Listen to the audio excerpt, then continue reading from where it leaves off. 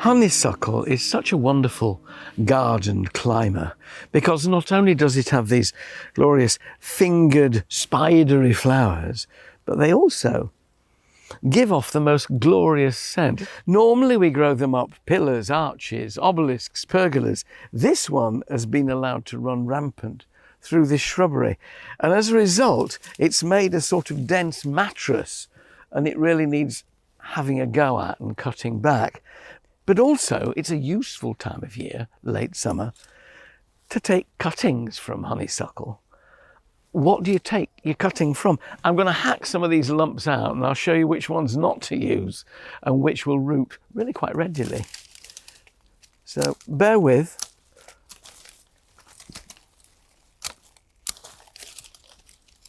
I think I've got some there. If you cut a handful of stems out, as I have, you'll find they are of different ages, and you can tell the different ages by the hardness and thickness of the wood. There are really old stems here that are quite dark, if you like, and very woody, and they will snap like that. What I'm looking for are stems that are sort of one season old, like this one, which is winding round the older stem. It's that little bit younger. It's still firm, but it's not yet woody. And it stems like that one, which will make good cuttings. But they do need a bit of preparation. So I'm discarding the really woody one. You can see that's really quite tough. No reason other than the slightly more pliable ones, the semi-ripe wood, will root more readily. And here I can get several cuttings out of one length of stem. The key is to start at the bottom, because you've got to remember polarity. It's easy to tell because you'll find that the buds are on the upper side of the leaf, obviously, so that's the top. So when you've got it like that, you think, oh, I can't tell which one. Yes, you can. Just look, there are the buds.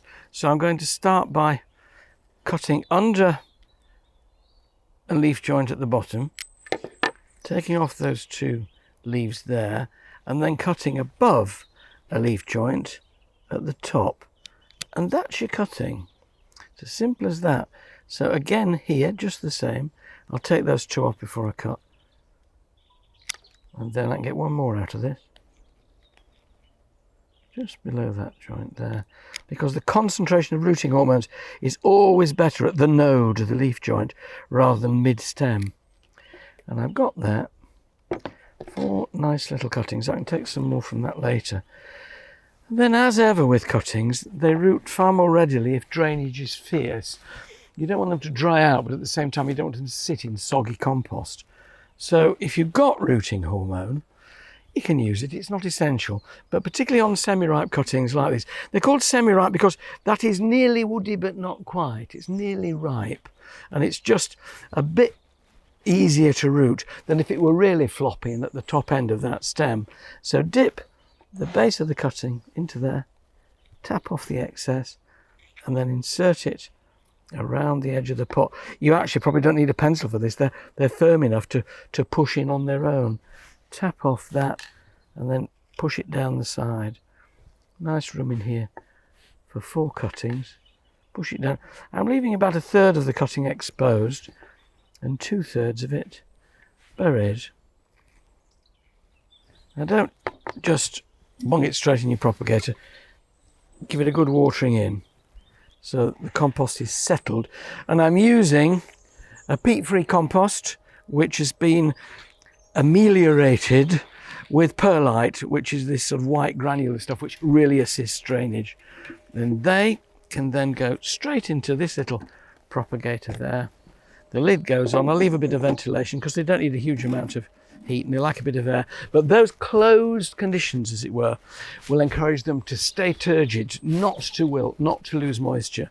And then next spring, when they've rooted, I'll be potting them on. They don't have to stay in that all the time. Once you've seen they've started to root, just keep them cool. Try and keep them frost-free to get them through the winter. Not the end of the world if you don't, but it helps then just to make sure they keep on rooting and keep growing.